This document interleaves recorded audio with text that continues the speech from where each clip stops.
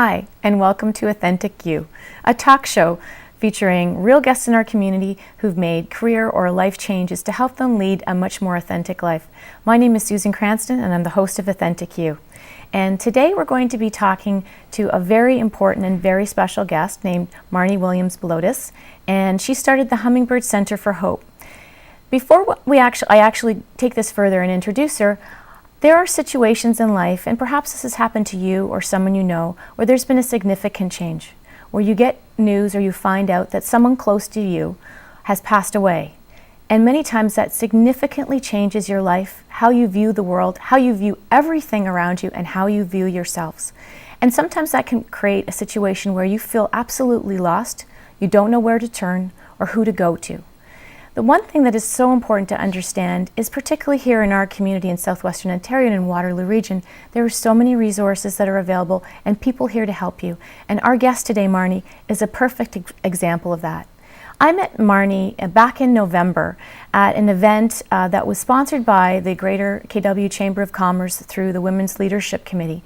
And I had the privilege of chatting with her, and at that point I saw a quiet strength, a determination, and a focus for what she was doing. I had to get to know her a bit more, so I blogged about her and I asked her to be on our show today.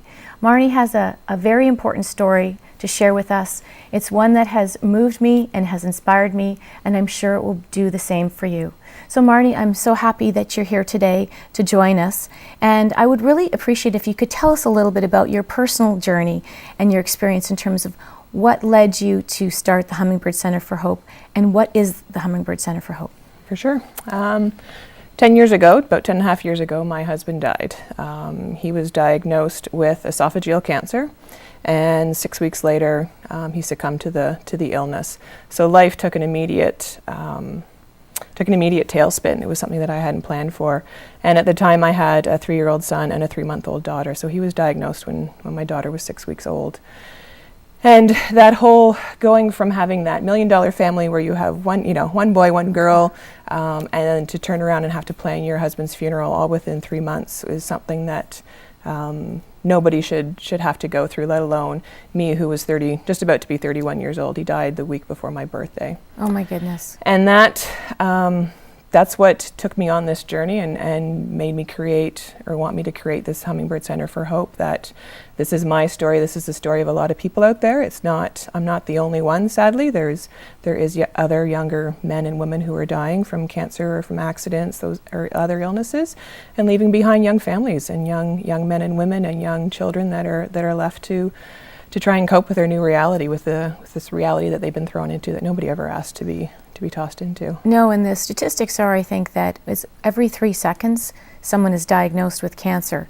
And that is shocking alone. I mean, it doesn't necessarily have the same end result, but for you, so traumatic being such a short period of time just to be able to deal with the news in itself, let alone having the end result being that your husband passed away, and then you're there as a widow with 2 young children. And in that situation, one of the things that struck me when you and I first met and we started chatting was that you shared with me the whole cycle of the grieving process, and that in many cases people feel like, well, it's this window of maybe a few months and then you just continue on with life. But that's definitely not the case. Can you tell us a bit more about that? Oh, for sure.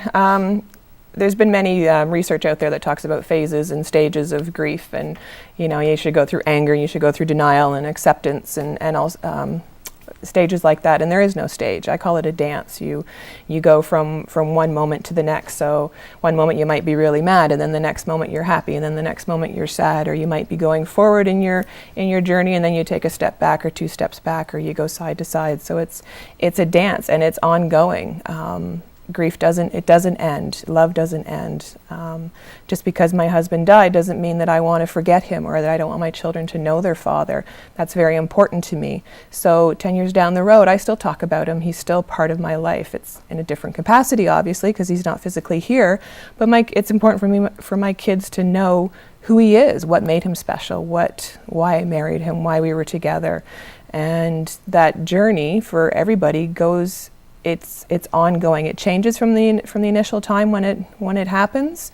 The emotions become less intense, but a lot of the times it's the practicalities that that are still there and still so hard to deal with. The kids still have hockey practices, and they still have dance recitals, and there's still graduations, and there's still stuff that needs to be dealt with, but yet you're still alone, and you have to figure out how to do all this stuff on your own. So as a widow with children, you're in a situation where you're going through all of these emotions, and it's not something that anyone's really ever prepared you to deal with. No. And yet, like you said, there's the practicality of raising children in that situation and trying to create some level of world of normal for them as much as you possibly can. Yep. So tell me a bit more about how the Hummingbird Center for Hope can help a widow or a widower with children in that kind of a scenario.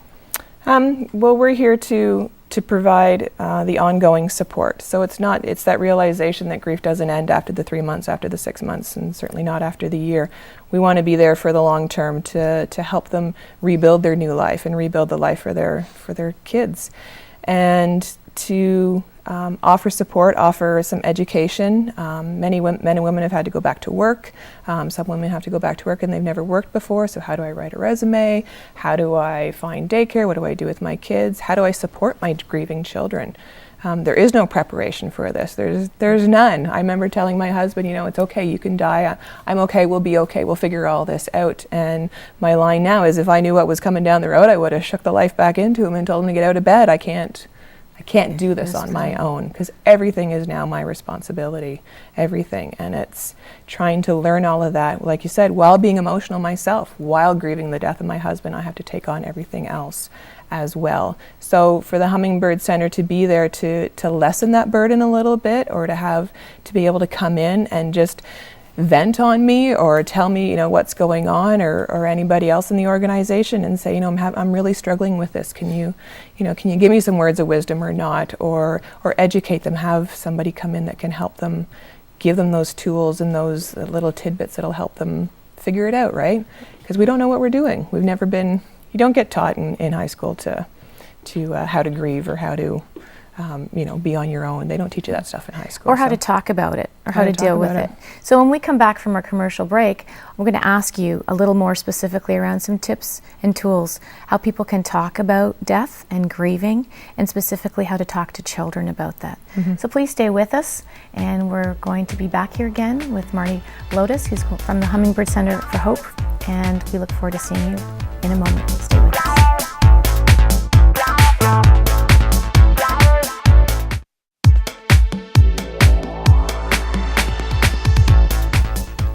Hi, I'm Susan Cranston. I'm the host of Authentik You, and I'm here with a very special guest, Marny Balodis, who's the founder of Hummingbird Center for Hope.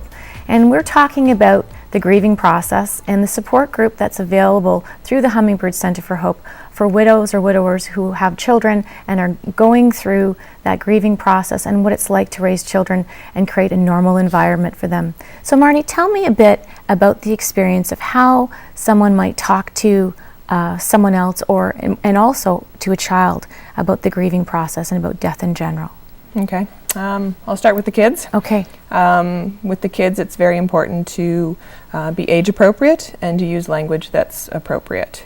So describing death to a 3-year-old is very different than describing a death to a 10-year-old as opposed to a 15-year-old. But it's also about using the correct language. We don't want to say that mom or dad has gone to sleep, that mom and dad has gone away, that we've lost them. Even passed away is confusing for a child. To say we lost dad, we lose our blanket, we lose our keys, we lose the dog. Sometimes he goes running off into the woods, but they come back, or we find them. So why did we lose dad and yet he can't come back? So it's very gut-wrenching as a parent to say dad has died. It's a sentence that took a long time for me to even be able to say, but it was very important that my kids heard that statement. But you need the literal. You got to be describe factual. it in a literal way. Yeah. So dad died, and what does being dead mean to a 3-year-old? Well, Keith was on the phone a lot, so being dead meant you can't use the cell phone. You can't take the dog for a walk. You can't eat. You can't sleep. So you make it very basic for a 3-year-old. If you're dealing with a 6, 7, or 8-year-old, you can explain it a little bit more, but very important to be age appropriate and answer only what they're asking. So you don't need to go into great detail. If they're just asking a very simple question, give a simple answer. Sometimes we as adults want to go and explain it on and on and on, but the 6-year-old only really wants to know, why dad can't come home, or it could be a simple, relatively simple question. And the practicalities of what that means to them in their world and in their surrounding. And like you said, just to keep it to the question that they're asking. Is it also important to make sure that they know that they can come back and ask more questions? Oh, they'll do that anyways. Little kids are asked repetitive questions. They need to ask it over and over and over again. And that's part of how they process it. And therefore it's important for us as adults. So I try to get the grandparents and the aunt and uncles to be delivering the same message that I was. So if they knew if they went to ask grandma what dead meant, she would give them the same answer as what I did. So they weren't being confused by the adult. Consistency in the language. Yep. And the repetition for sure. They'll keep asking it. I want daddy to come home. When's daddy going to come home? Why can't daddy come home? When's daddy coming home? And for me, it was like, you got to be quiet, kid, because I can't deal with this. But that's how they need to process. And then children's grief changes as they age, and their developmental understanding changes as well. So again, what I explained to my 3-year-old, now I can explain it differently now that he's 13. I can give him a lot more of the details. He has different questions to ask as well, right? So and that's part of the challenge as a parent, is that their grief journey keeps going, because as much as mine does, but theirs goes differently because they're understanding it more. I got it from the start, I understood it, but they're learning the understanding as they go along. So they stir it up for you. They get you going when they ask questions or want to know more of the story, or whatever it is that comes out of their brilliant little mouths. And that can be difficult sometimes. It might feel like, wow, I'm just trying to not think about it every second of every day, and then being asked those questions. One of the things that you and I chatted about when we connected the last time was we talked about how, there are situations when someone is dealing with grief, and their friends are around them for, it's very acute or very apparent, or they're very present in the short term, and they're bringing casseroles and dishes, and they're, they're making contact, but then all of a sudden that just seems to sort of fade away or peter out as everyone sort of goes back into their normal routine. Right. But yet, someone who's grieving the death of a spouse is still grieving, and that might slightly change, but they need help, they need support. So tell me a little bit about that. And is that normal? Is that an ongoing experience? Do you hear a lot of that from the people that come and talk to you? Yep. Just because society thinks that the grief journey has ended doesn't mean that the practicalities and the experiences isn't still going on for that young spouse.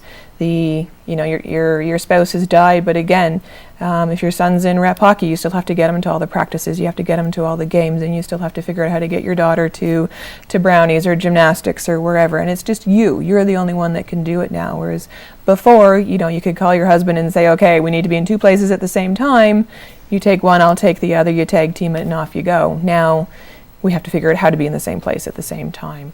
And asking for that help can be hard, especially when society thinks that, okay, it's been a year now, why do you still need my help? Why do you need my help to get your kid to gymnastics or whatever it is? And it's because we're still alone. We're still on our own. We're still only parenting. The driveway, in the second year, it still snows, and we still need the driveway cleared. And the lawn needs to be cut. The lawn still needs to be cut. I don't care whether you're grieving or not. The grass keeps growing, right? The practicalities of maintaining the house, that still goes on whether society thinks you're grieving or not. Yes.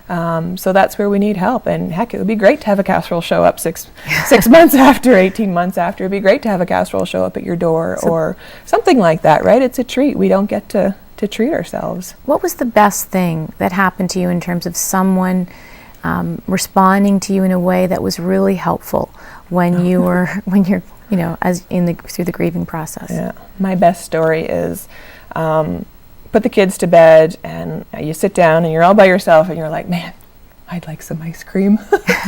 There's no ice cream in the house, but I can literally see the Dairy Queen sign from my house practically, right? It's a 3-minute walk, and I remember thinking, okay, if I ran really fast, I could get there and I could be back, and the kids are asleep and it's all okay, but you're not allowed to leave your kids home alone.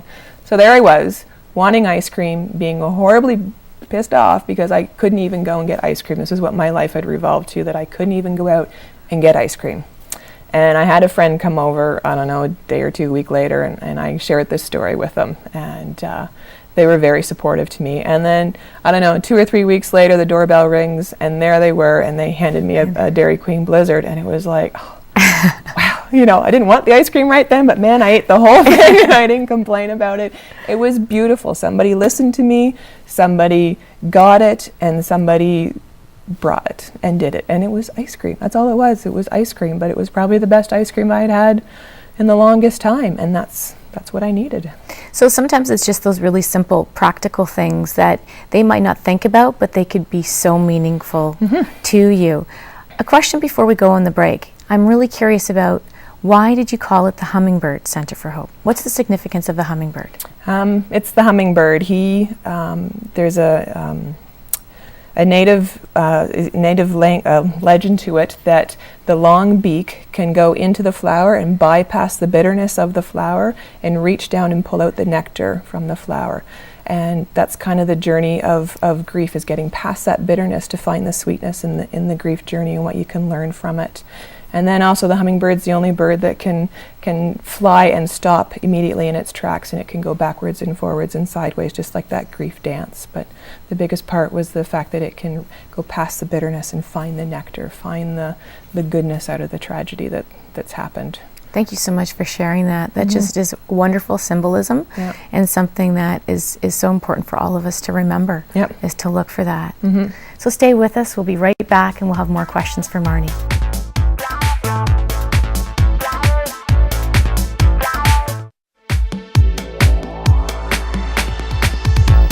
Hi and welcome back. I'm Susan Cranston, the host of Authentik You, and I'm here with Marny Balodis, who's the founder of Hummingbird Center for Hope. Marny, we were just talking about how to talk to children about the grieving process and what the experience is of what someone can do to help someone in practical ways, and you were sharing how important it was to get ice cream just when you needed it and you weren't able to reach out. So those things are so important, and to keep it real, and to remember that the grieving process doesn't end after a very short period of time for 3 months. So one of the things that I think is so important for our viewers to think about is if they know someone who is a widow or a widower who has children, and they might really benefit from the services that you provide through the Hummingbird Center for Hope, how can they connect with you? How can they reach out and talk with you? The best place to start to find us is probably on our website, thehummingbirdcenterforhope.com, and that has our contact information, our phone number, information about our groups and that on it. We're also on Facebook, and we're learning how to tweet. That's a process. I can help you with that. Tweeting's fun. That's probably the best way. We've also have joined the hub, the community hub at the family center. So we have some office space there 1 day a week right now. So we'll be able to meet with people a little easier. We'll have a private space there where we can talk to people and just connect with them and see what's going on in their lives and provide them with some support. And we might not necessarily be the right place for them to come, but at least we can provide resources outside of the community as well. Right. So we can be a starting point, if not the point, we can be a starting point to get them to where they need to go. Right, so it's a matter of, the intake or a bit of the triage to help them find the resources that may be best suited, but to know that that's available is so important, so they don't feel alone, and that, there is someone there that can help guide them in the right direction. Absolutely. If it's not the Hummingbird Center for Hope. So in terms of what this looks like for you going forward, what do you envision? What do you hope for the Hummingbird Center for Hope? Lots of things. I hope to build a community of young men and women whose spouses have died, to build a network, to build a safe and secure environment where people can come and not be judged and receive support or fellowship through others, and know that they're not alone, and learn some tips, get some education, get some support to help them through this rebuilding of their lives. The world has come to an end when their spouse died. Everything that they hoped and dreamed of ended that day as well, right? You dreamed to have a future with your husband. You're going to go flying to Tahiti when the children move out of the house. Well, that ended the day that your spouse died as well. So you have to rebuild these dreams. So to have somebody that kind of understands that or can help you in some way to find that's what I want the Hummingbird Center for Hope to be. And the ultimate dream is to have a house where all their programs run out of and people can come to and make it that safe environment where they know they can come And I'm not going to sit there and go, you're 5 years down the road and you're telling me what? It's great. Come and talk to me. Come and share with me. Come and be a part of this, and let's figure out what we can do together. You're just such a light, and I have been so inspired by what you've done. And I think just given what you've gone through personally, can you talk to me a little bit about what that was like? I mean, given the intensity of your own personal journey. Right. So it's one thing to have to deal with it on your own and whatever resources were available for you, but then how was it that you came forward with the idea of creating the Hummingbird Center for Hope? That takes so much energy and courage. Can you tell me a little bit more about that? A few months after my husband died, I did join a support group, and it was an under 40 spousal loss group. It's not a very romantic name. But there was 18 of us in the room, and on the first night we had to share our stories. And as everybody in the group shared their story, the other 17 people in the group were doing this. They're like, oh yeah. And for me, it was so empowering to realize, okay, there's 17 other people in this community whose spouse or partner has died. They're here, they're functioning, to whatever degree we describe that as, and I'm not alone. And it gave me such power and courage and drive to, okay, I can do one more day. I can do one more day. That's all I need to do is one more day, and to muddle my way through. And I think it was really at that point where I decided, okay, this needs to be something for other people. And that was 3 months after, and here I am 10.5 years after, and the dream's finally coming true where I can support these other people and be with them. And it's such an honor for me to be with these men and women. They're truly, truly amazing people, strongest men and women I know, out there trying to rebuild, trying to get through. And you're there as a guiding light and a beacon for them along the way. And your story is one that is so inspirational that you found the courage to do that. And I'm honored to know you, and anything we can do to help you along the way, we want to be able to be there to support your efforts. Thank you. So thank you so much for being on our show today. And can you give us the website one more time where people can reach out to you? www.thehummingbirdscenterforhope.com. Great. Thanks, Marny. Thank you. And thanks to our fabulous Authentik You team that's here. We've got Susan Carlucci from Bravado Consulting, who is our image consultant. We have Elise Bierstock, who is our PR and media expert. David Boys from David Boys Home Concepts, who designed our beautiful set. And we also have Jen Havinga, our makeup artist and esthetician, and Scott Keller, who's our hairstylist. And I also want to extend my thanks to the Rogers crew for the wonderful work they do for helping us with our Authentik You show. And a special thanks to all of you. There are many things you could have been doing instead of watching the show today, and we appreciate that you took the time to do that. If you do know of someone who needs some help, check out our site at AuthentikYou.com, and that's authentic with a K. Check us out on Facebook or follow us on Twitter on Authentik. We're at Authentik You. And remember, every day is a good day to be your authentic self. Thanks for joining us, and we look forward to seeing you again soon. Bye for now.